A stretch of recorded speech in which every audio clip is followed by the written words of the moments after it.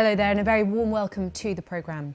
Diplomatic efforts over the Ukraine crisis will continue on Friday when President Biden hosts a call with the leaders of Canada, France, Germany, Italy, Poland, Romania, Britain, the European Union and NATO. The US Secretary of State Antony Blinken will meet counterparts at the Munich Security Conference. Germany has accused Russia of jeopardising European security with demands which hark back to the Cold War. There have been reports that pro-Russian forces have shelled a village in eastern Ukraine and that clashes are continuing today. Here's Sarah Rainsford. Heading right for the front line, Ukraine's president went to meet the troops and we went with him. If there is an all-out Russian invasion, then these positions could be right in its path. So a bit of a morale boost for the soldiers, on whom so much might depend. Tea and chat with their president. One man even admitted his parents are nervous and keep calling him. Police had to bundle children to safety after their kindergarten was hit by a missile. Ukraine reported a surge in shelling by forces backed by Russia. Here, a music room left in ruins. I have to tell you that the picture is very grim. We fear very much that that is the kind of thing we'll see more of over the next few days.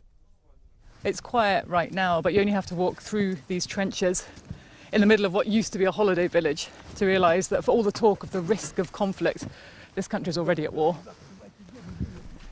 Still, Western leaders are warning that Russia plans to escalate. Every indication we have is they're prepared to go into Ukraine, attack Ukraine. Slava Ukraini. So Volodymyr Zelensky had a shout out for the Navy too. He's trying to keep a nation calm under immense pressure, including from those hinting Ukraine will have to make concessions to pacify Russia. And I just want to understand from you if Ukraine is in any way ready to drop its ambition of joining NATO. It's not ambitions, so we've lost 15,000 people, yes, you know, from the very beginning of this war. It's not ambitions, it's just our life. So people decided to do something they want. It's not about NATO, it's about the future of the people. At the UN, there was no sign anyone else was softening their position either. Russia still insisting NATO is the threat on its border. We are laying it out in great detail with the hope that by sharing what we know with the world, we can influence Russia to abandon the path of war and choose a different path while there's still time.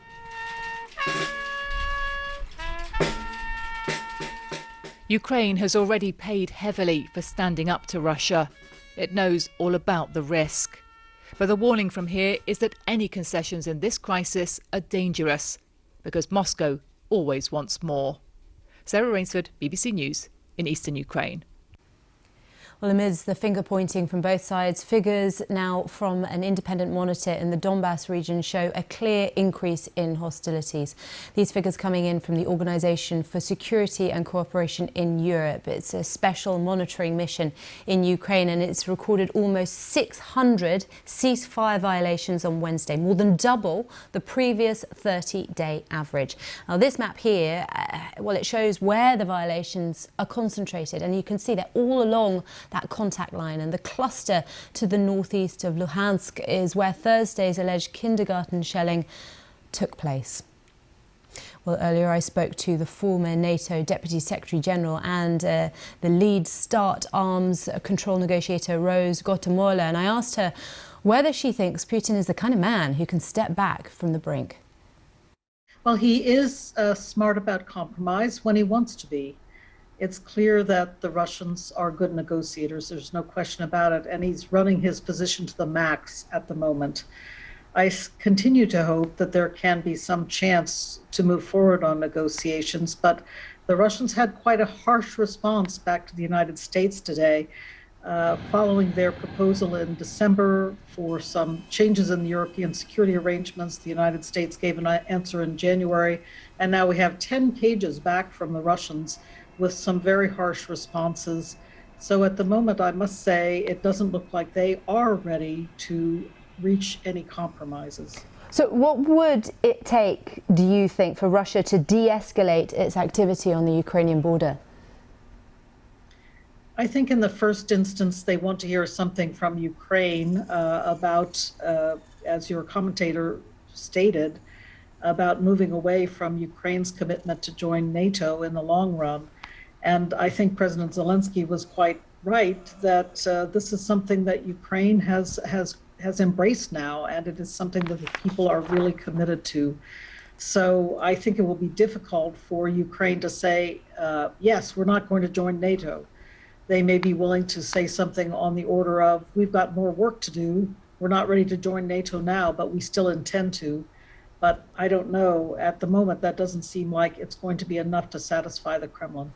Now, Rose, we're hearing new lines from Russia that we must, of course, treat with some caution at this stage. A further withdrawals of Russian tanks here, 30 trucks with troops, equipment, all departing for the base. Yet we have increasing pessimism from the US President Biden, saying every indication is that Russia will invade and attack Ukraine within days. So who's telling the truth?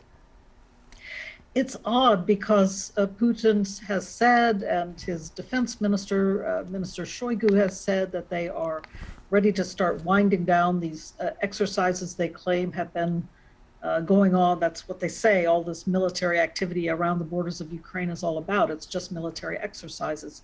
And they say they're ready to start terminating them. So let us see in the next couple of days whether they begin, for example, to take all those troops out of Belarus and send them back to the Russian Far East where they belong. So far, there's been no evidence of that. And in fact, Secretary General Stoltenberg of NATO said yesterday they continue to build up. We're seeing more troops arrive on the borders of Ukraine. So at the moment, it looks like continuing threats, continuing buildup, continuing strong possibility of invasion. But it's possible in the next couple of days over the weekend, we will see a beginning of a wind down.